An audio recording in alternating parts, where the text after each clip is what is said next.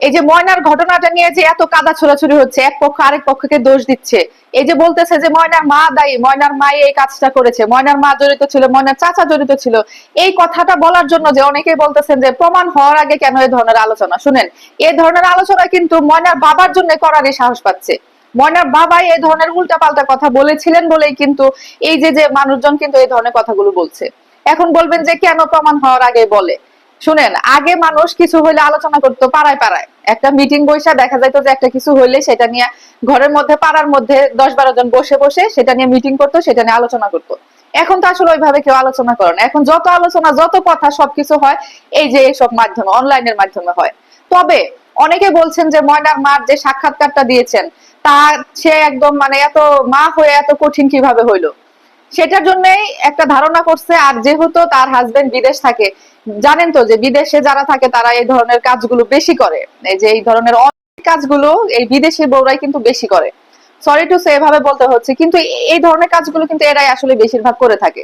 তো এই জন্য এদের ধারণা। আর যখন এই ময়নার বাবা যখন বললেন যে এরকম তার মাও সন্দেহের বাইরে নয়, আমার চাচাতো ভাই আছে সেও সন্দেহের বাইরে নয়, তাদেরকে জিজ্ঞাসাবাদ করছে, তো এই ঘটনাটা তার এই বক্তব্যটাই আসলে এই ধরনের ধারণা জন্ম দিয়েছে, এটাই ছড়াই গেছে। এখন পরের দিন কি কারণে সে এটা অস্বীকার করলেন তা উনিই ভালো জানেন। আগের দিন উনি বললেন যে আমার আশেপাশের মানুষ এর মধ্যে জড়িত। এটা কিন্তু ঠিক, আশেপাশের মানুষ ছাড়া বাইরের কেউ তো এত বড় কাজ করার সাহস পাবে না, বা বাইরের কেউ এই ধরনের কাজগুলো করে না।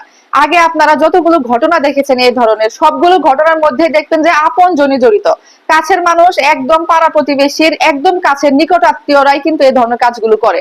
বিগত দিনের রেকর্ড গুলা থেকে ধারণা নিয়ে তারপরে বলছি। তো আমার মনে হচ্ছে যে এটাও হয়তো আপন কেউই করেছে। এখন মা চাচাই করেছেন এখন নাকি অন্য কেউ করে এই হুজুর বা মা চাচার উপরে দোষ চাপানোর চেষ্টা করছে, সেটা আসলে বিচার বিভাগ দেখবে, সেটা আসলে তারা খুঁজে বের করবে। এখন এই যে যারা এসে বলছেন যে আপনারা একটা মাকে কিভাবে দোষী করছেন, শুনেন ভাইয়ারা, একজন মাকে আমরা সহজে দোষ দিতে চাই না, আমরা শুধু ধারণা করছি।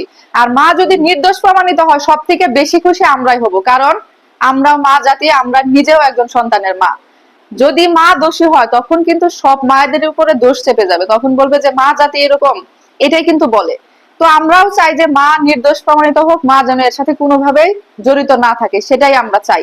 বুঝছেন, কেউ ইচ্ছা করে শখ করে এই ধরনের কথা বলে না।